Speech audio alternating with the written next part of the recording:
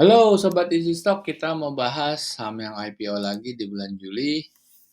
Ini Trimitra Transpersada, ticker code-nya BLOK, subsektornya atau sektornya Transportation and Logistic, subsektornya Logistic and Delivery, line of business-nya logistik yang terintegrasi, terdiri dari jasa angkutan dan bergudangan. Perusahaan ini didirikan tahun 2009 dan Anda bisa mempelajari website-nya di sini. Nah, website-nya ada. Oke. Nah, kita di sini akan menghitung nilai wajar perusahaan ini yang IPO seharga 24 sampai 27. Ya kita pakai aja angka 250. Angka 250 ini yang di-offer ke publik ini mahal, murah, atau wajar. Sebagai masukan, umumnya emiten yang menjual saham ke publik sebagai perusahaan yang go public itu umumnya harganya premium. Karena emiten itu harus melalui proses panjang, mengeluarkan biaya yang tidak sedikit, di mana ada biaya kepada otoritas, dia juga bayar pajak, dia sewa akuntan, dia sewa underwriter, dia sewa konsultan pajak, dan lain-lain. Konsultan hukum. Nah, jadi kita akan menghitung nilai wajar berdasarkan 3 perhitungan metode ya. Pertama, price earning ratio, kedua price to book value, dan ketiga discounted cash flow plus net asset value. Dua pertama pasti sederhana.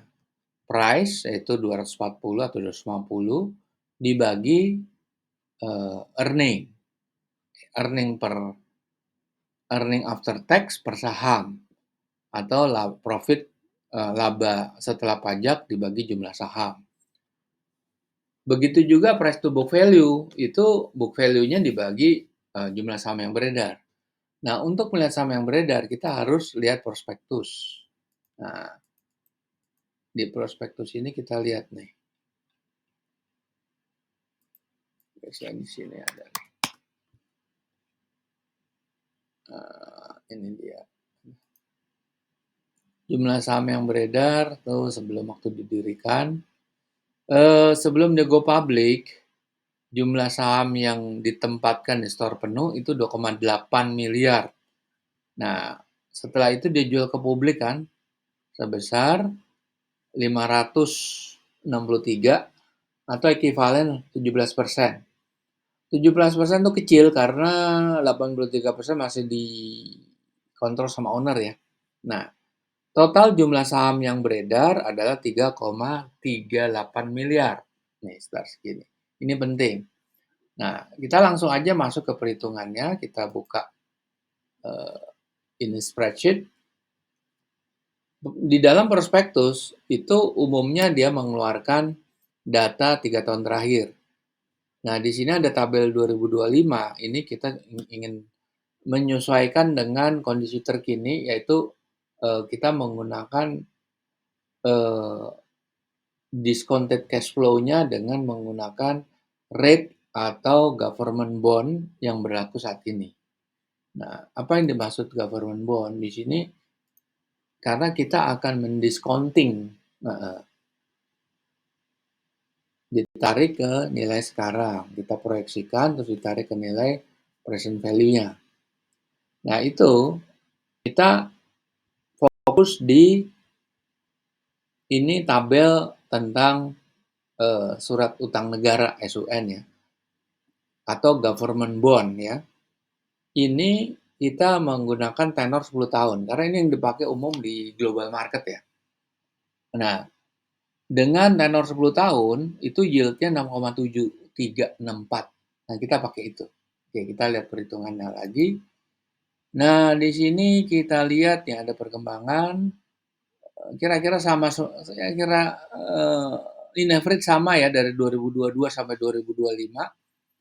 Nah, Kita lihat di sini, Capex-nya tuh naik nih. Dia sempat turun terus naik, karena di sini kan biaya yang kita keluarkan. Hutang naik terus, nih naik terus, sales juga naik terus,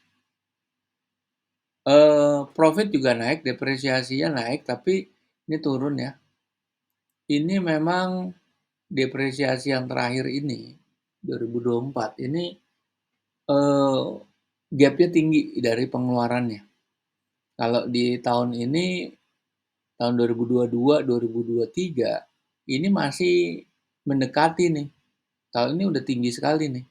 Nah, dan dia juga bayar dividen nih di sini. Bagus dia bayar dividen ya. Eh, kita lihat aja 2022 gimana perhitungannya. Harganya kan 250 ya.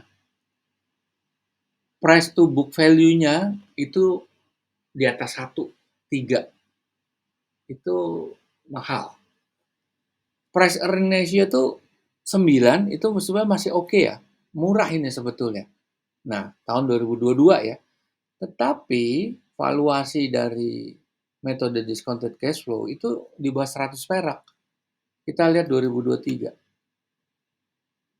Bagus hampir 200 tapi tetap lebih rendah dari offering price-nya.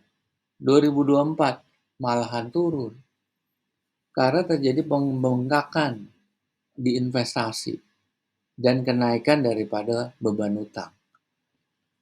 Oke, ini buat gambaran buat Anda.